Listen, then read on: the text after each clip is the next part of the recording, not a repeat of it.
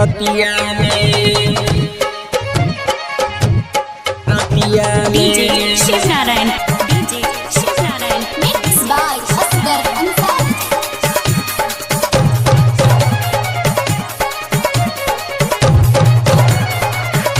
लूट हो मजा ये छौड़ी के संग आज रतिया में।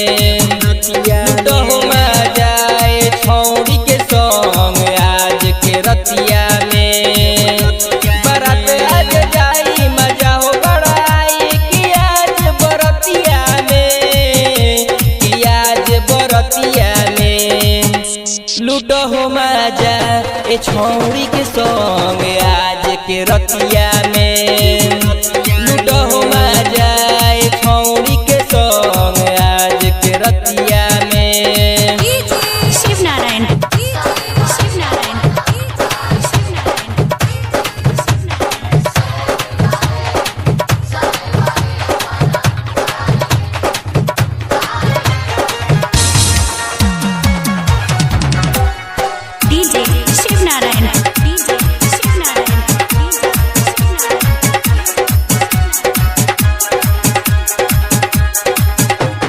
चोली जो बन गदराइल जवानी लहंगा से करा चुअता पानी।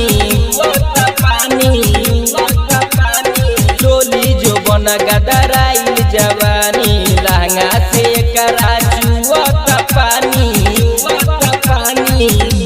कमरिया पेराई दर्द बढ़ जाई कि आज के रतिया में, कि आज के रतिया में।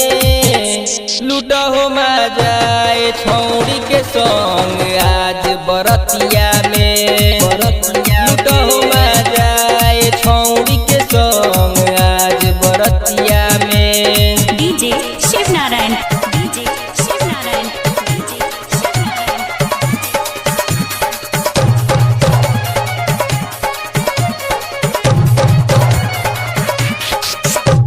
चढ़ल जवानी के पानी छोड़ा दी जावे दयकतर चढ़ के हिला दी।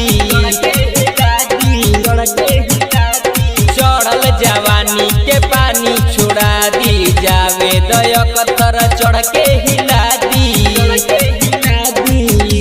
ई गालबा गुलाबी ई होठवा शराबी पिएब हम रतिया में, पिएब हम रतिया में। लूट हो मजा ये छौड़ी के संग आज के रतिया में। लूट हो